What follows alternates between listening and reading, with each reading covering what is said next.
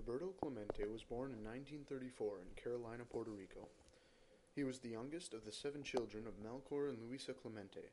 His family was relatively poor. His father was a foreman on a cane plantation and his mother a grocery store owner. Young Clemente took whatever odd jobs he could to help earn a little extra money. However, he was always careful to set aside time every day to play his favorite game, baseball.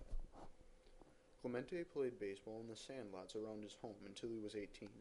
Then, in late 1952, he caught the attention of a scout from the local professional hardball team. He signed for $40 a month plus a signing bonus of $500. In 1954, Major League scouts from the United States spotted him, and Clemente signed with the Brooklyn Dodgers for $10,000. After a year on the Dodgers minor league team, the Montreal Royals, the Pittsburgh Pirates drafted him. Clemente made his major league debut on April 17, 1955. His first 5 seasons were very mediocre, batting over .300 in only one season. Through it all, Clemente endured prejudice because of his Puerto Rican heritage. His accent and broken English were the butt of jokes of sports columnists and magazine writers. One reporter even asked if he wore a loincloth back home in Puerto Rico. He was described as a dusky flyer and a chocolate-colored islander. His baseball cards read Bob or Bobby because his true name was not American enough. However, Clemente endured all the racism with dignity and ended up becoming a leading advocate for equal rights of Latinos and African Americans. He would not allow injustice to players because of their race.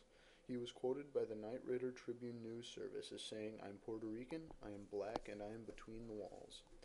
1960 was Clemente's first of many excellent years. He had a .314 batting average and 94 runs batted in, and helped Pittsburgh to win the 1960 World Series. Even with his spectacular year, however, Clemente finished 8th in the MVP voting, probably partly due to prejudice against him. The following 12 seasons for Clemente would continue in the same manner as 1960. He won a Gold Glove in all 12 seasons, received 4 National League batting titles, and in 1966, he finally received his well-deserved National League MVP award. He led the Pirates to another World Series victory in 1971 and was voted World Series MVP. Clemente's statistics alone are very good, but the fact that he played through injuries for most of his career made those statistics outstanding.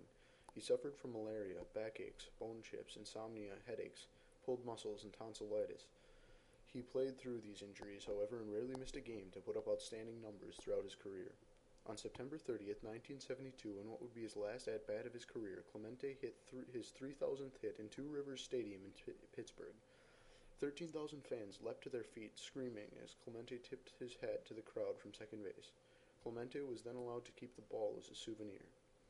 Clemente was only the 11th player in history to reach 3,000 hits and was the first Latino to do so. And so, with all of his batting and fielding titles, his MVP awards, and now his 3,000th hit mark, Clemente had truly proven that he was one of the best baseball players in history.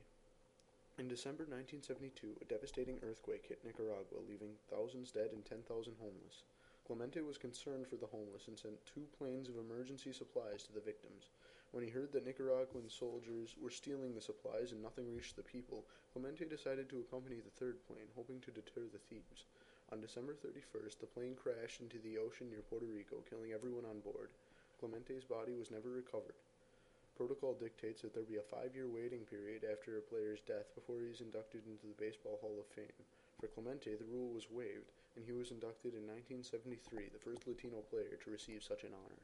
The same year, the Commissioner of Baseball, Bowie Coog, established the Roberto Clemente Award, given for sportsmanship and activism.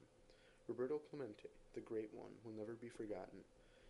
He was not only a great player, but he was a great person. He fought for equal rights in baseball and accentuated his arguments with his amazing ability. His outlook on life was quoted in Sports Illustrated in 1971.